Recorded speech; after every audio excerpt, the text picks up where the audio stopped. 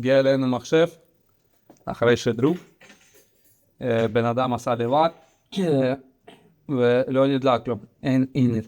עכשיו אני רוצה להוציא לוח, לראות מה קרה, להדליק אותה מבחוץ. פה מה שהם עשו, אבל הבריגו בורג, שהוא נתפס עם המקום ההברגה שלו. עכשיו אני צריך פתרון לזה, כדי להוציא את הלוח.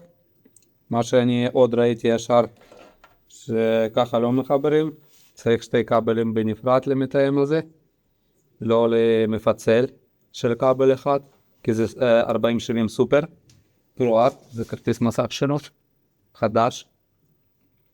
בעצם כל המחשב פה חדש, רק מארז ישן, והם הרכיבו ולא עובד. עכשיו אנחנו מתחילים לבדוק, ופחית אחורי גם לא שמו, פחית אחורי לא שמו, פה חיבור לא תקין,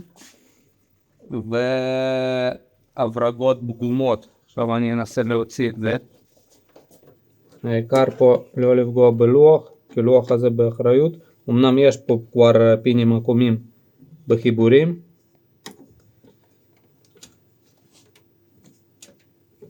זהו. עכשיו זה טוב. אנחנו נחליף אחר כך.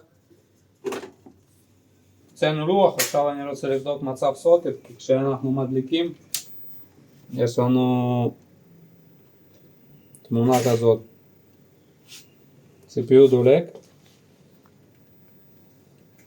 קודם כל נבדוק מצב סוקט, אם הוא לא פגום. דרך אגב, קירור הזה מעבד פה 7800 X3D, וקירור זה חלש בשבילו.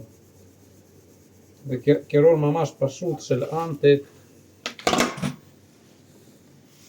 לקוחות קונים לוחות M יקרים, וקירור, על הקירור חוסכים. פה אפשר גם להוציא ככה, אם זה יותר מדי מתוח, זה יותר בטוח. לוח.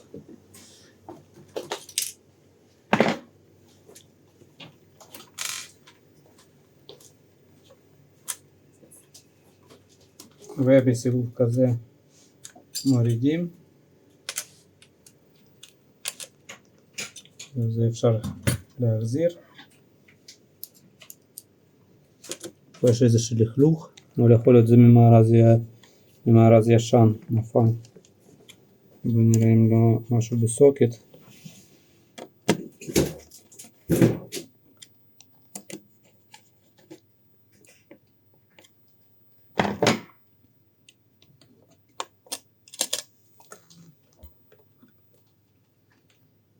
טוב, אז אני מרים.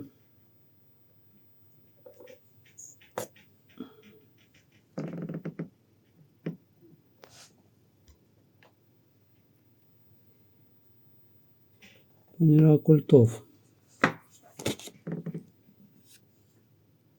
אני לא רואה משהו פגם, חוץ ממשך טרמית על מעבד טיפה. זה אני מחזיר. בדקנו בנפרד גם מעבד וזיכרון, הכל תקין. הדבר האחרון אנחנו מנסים זה לעשות סריבת בייס דרך פלאש בוטון. יש פה אופציה, התהליך עכשיו באמצע, נסיים עד שהוא מסיים את העבודה, ואם זה לא יעזור אז לקוח יצטרך לשלוח לוח באחריות. איך זה קרה אני לא יודע, כי נזק מכני לא מצאנו פה, ובדרך כלל לוחות זה מאוד נדיר שלוח מגיע לו תקין. כמה זמן לוקחת צריבה? צריבה כזאת 7 דקות אני חושב יכולה לקחת. 7-10 דקות. החלפנו לוח MSI שלו נשלח באחריות. שמנו בינתיים שלנו של ג'יגאבייט, גיימינג פיקס. הכל עובד פיקס. הרכבנו, חיברנו גם כל המעברים, הוספנו פה מתאמים שאפשר לחבר, לא היה לו. פה מתאם, מתאם ל-RGB, וזהו.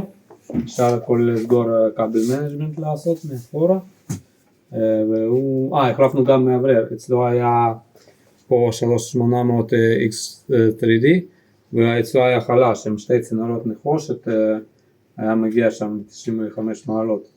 שמנו דיפקול, זה מאוורר בינוני כזה, בשבילו זה יספיק, הגיע ל-70 מעלות, הוא רק משחק במחשב הזה,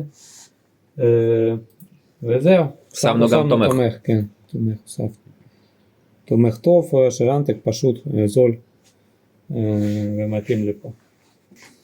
מה שכן, עדיף מומלץ תמיד לפני שאתם מרכיבים, כי הוא הרכיב כבר לוח, שם הכל, חוץ מברגים שהוא שם שלא הצליח לשים, והם נתקעו.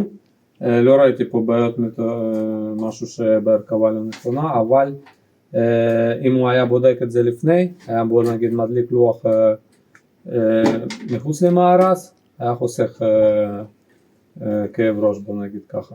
רואה שהלוח לא נדלק, אז אפשר להבחן שכבר או שזה קרה לפני או אחרי.